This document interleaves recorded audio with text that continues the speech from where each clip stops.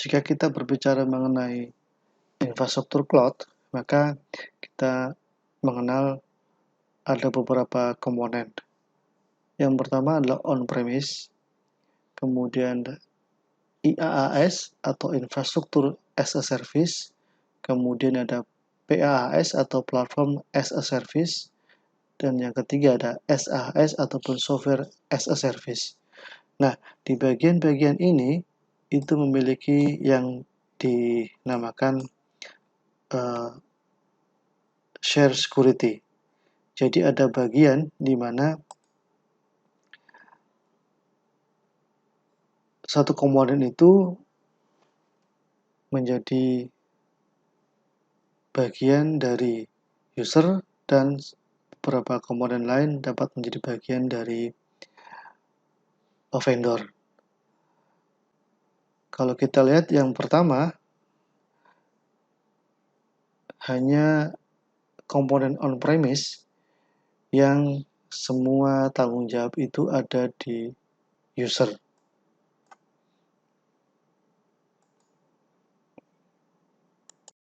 Sementara untuk komponen lain, misalnya IaaS ataupun PaaS dan SaaS, ini memiliki beberapa bagian yang istilahnya dibagi dua tanggung jawabnya antara user dan vendor. Misalnya kita lihat yang IaaS atau infrastruktur as a service, bagian dari virtualisasi, server, storage, dan networking ini menjadi bagian tanggung jawab keamanannya ada di pihak ketiga ataupun vendor. Sedangkan dari segi aplikasi, kemudian data, runtime, middleware, dan operating system itu menjadi bagian tanggung jawab dari user atau penggunanya. Kemudian untuk platform as a service hanya dua bagian, yaitu application dan yang data yang menjadi tanggung jawab ada di user dan pengguna. Sisanya ada di bawah kendali vendor sekalian dengan sistem keamanannya.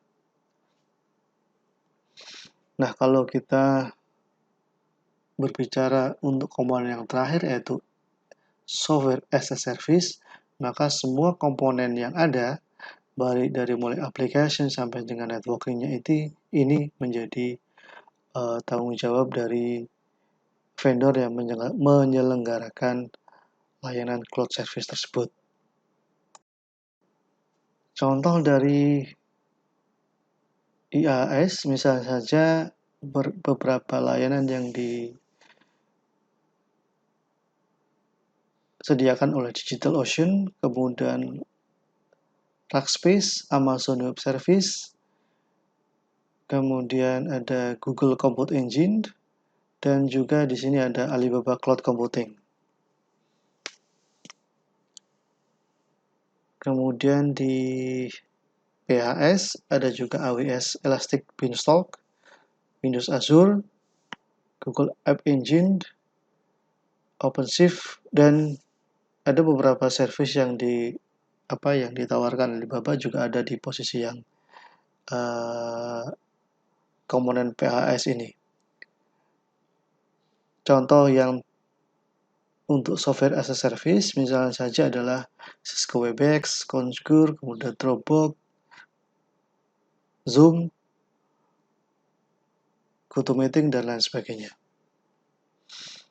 Nah, karena judul ataupun topik presentasi saya ini berhubungan dengan Alibaba Cloud, maka kita akan fokus ke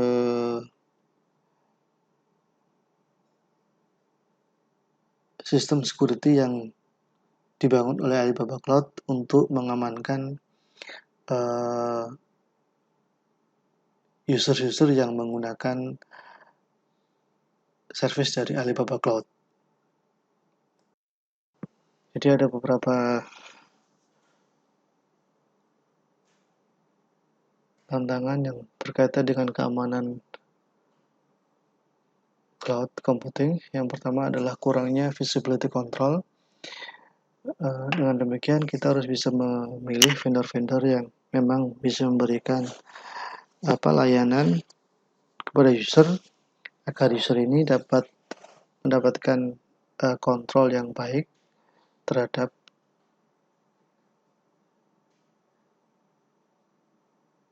perangkat-perangkat virtual yang ditaruh di cloud computing.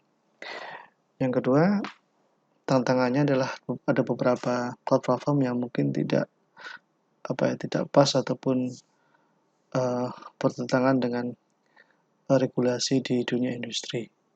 Nah, ini kita juga harus bisa memilah-milah supaya layanan cloud computing yang kita pilih itu tidak melawan ataupun tidak bertentangan dengan peraturan undang-undangan yang berlaku.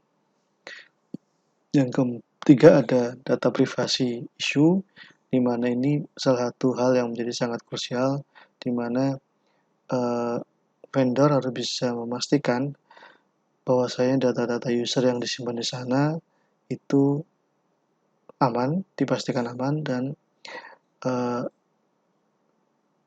potensi untuk kehilangan data tersebut ataupun tercurinya data tersebut itu potensinya adalah kecil. Yang keempat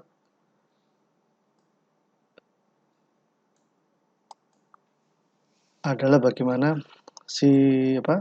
kita bisa mendapatkan layanan cloud computing yang ketika terjadi suatu kebocoran data itu bisa langsung memberitahukan kepada user sehingga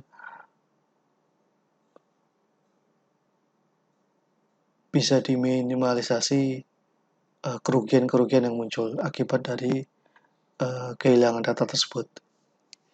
Yang kelima, user access control.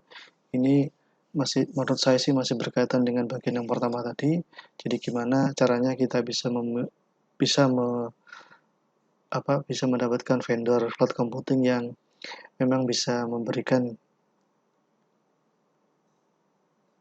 akses kontrol yang baik kepada penggunanya dalam berbagai aspek. Yang keenam ada vendor login for security features. Yang ketujuh ada lack of personal experience in cloud security measure. Jadi memang salah satu tantangan yang paling menarik adalah bagaimana memiliki sumber daya yang cukup paham mengenai cloud computing. Nah, ketika misalnya hal ini tidak bisa diakomodir, maka menurut saya kita harus bisa mencari vendor cloud computing yang memang bisa diandalkan. Jadi bisa dikatakan dia mendeliver solusi itu all in one.